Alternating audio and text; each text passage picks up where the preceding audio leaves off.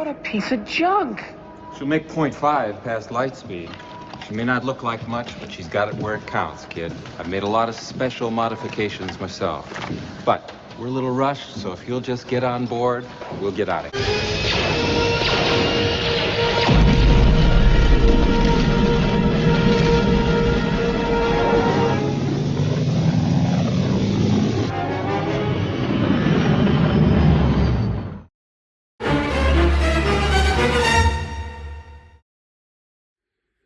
Hi folks, welcome back to the channel.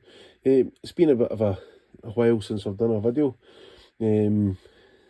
quite a few months actually, so hope everybody had a nice festive period, a happy new year, etc, etc. Anyway, this is just a quick check-in and just to talk about a couple of upcoming projects. Perfect grade Millennium Falcon, Bandai's absolute finest flagship Star Wars model. The details are absolutely incredible in this thing. It's a decent size. It's a 172 scale, but it's for a 172 model, it's a fair old size. What I would say is there's a lot of work in it, a lot more than I actually gave it credit for. I mean, there's just under 700 pieces, individual parts on the sprues, a lot of that sort of wee piping and things like that that's got to be snipped off very carefully, and then slotted in place. The instructions are pretty decent. This is the instruction book here. There is a lot of decals on here as well that's to be placed.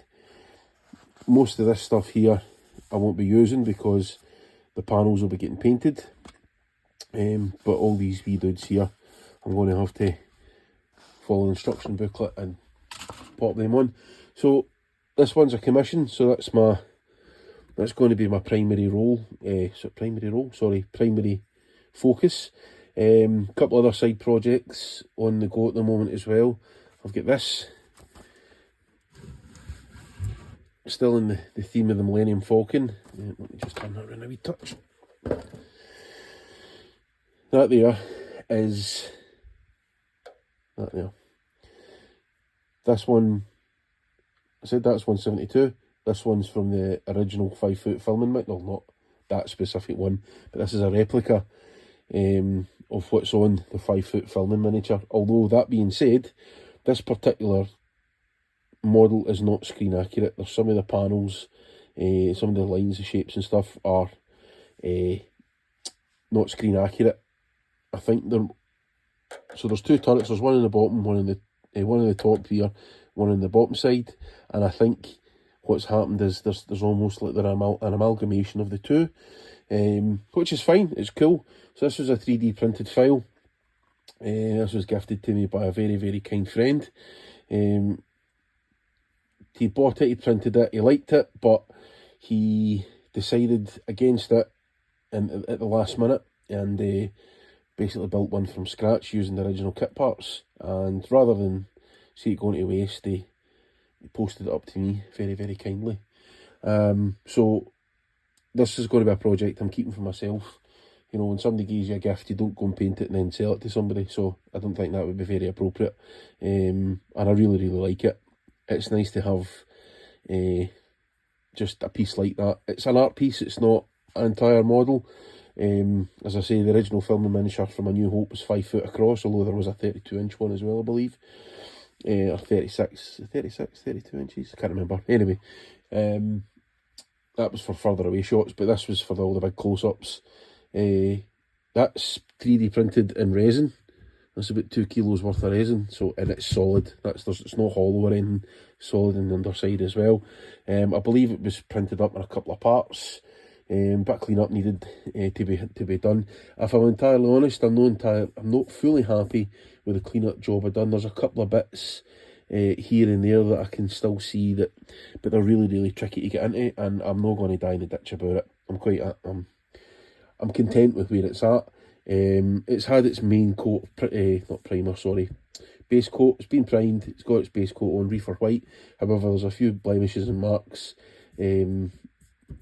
Some of them my fault actually, because I've dropped stuff on it or whatever, but because it's been sitting in the bench. But there's a couple of bits where paint just needs a wee tidy up here and there. There's some primer shining through some of these parts, etc. So I'll address that before I start adding colour to that. But that's something that will get done as this is getting done, but maybe when bits are drying, things like that, and I kind of get work done on that. So that's a side project for myself.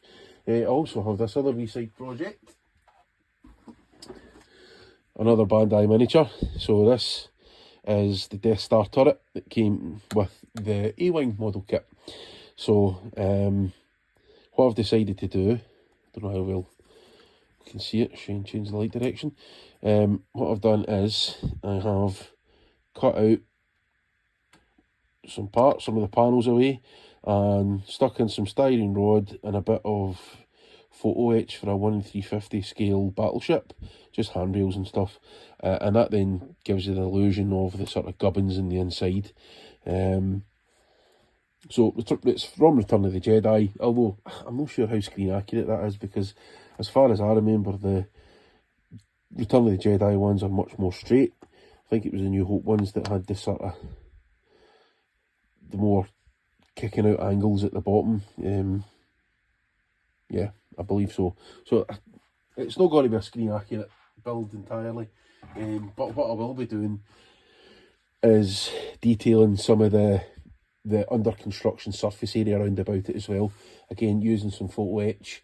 We'll use some original kit parts from some model kits that I've got. I've got plenty of model kits that I can that'll be donor parts. And I've also got, what else have I got? I've got some of this new version Cool Shade that we've spoke about before. So I'll utilise some of that. A couple other bits and pieces. I've got some bits of random photo etch that came with model kits that I bought, like the 8 rads and stuff. So some nice interesting wee bits there I'll be able to use just to detail the base run about that. So that'll be a wee project that'll be coming up on the side. My probe droid pod that I built, that's all done, dusted, finished, as you've seen for the videos. I've actually still not finished the base for that. I'm waiting on a plaque getting organised for that from Carl at Nerd Loot, and hopefully we'll get that finished, done and dusted. That particular model will be going up for sale probably in the not too distant future. I love building these, I love painting them. I don't have a huge amount of storage space, and by selling stuff on, it allows me to then fund the next project, which is going to be an absolute cracker. I've already started gathering some kit parts for that, but I'll keep that one under my hat at the minute because it's going to be a wee while away. That's pretty much it. That's what's on the bench at the moment.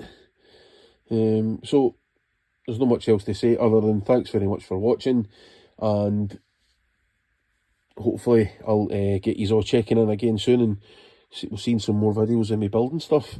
Anyway, take care. Oh, sorry, one other thing. There'll be a video getting done on this. It'll not be the full build process because, well, there was a lot of work involved in building it, so I didn't really want to film that. But I will be doing some painting and stuff like that, and you'll be able to see the progress of that. And I'll probably do a video on painting this as well. Anyway, take it easy. See you all in a bit. Cheers. Cheers now.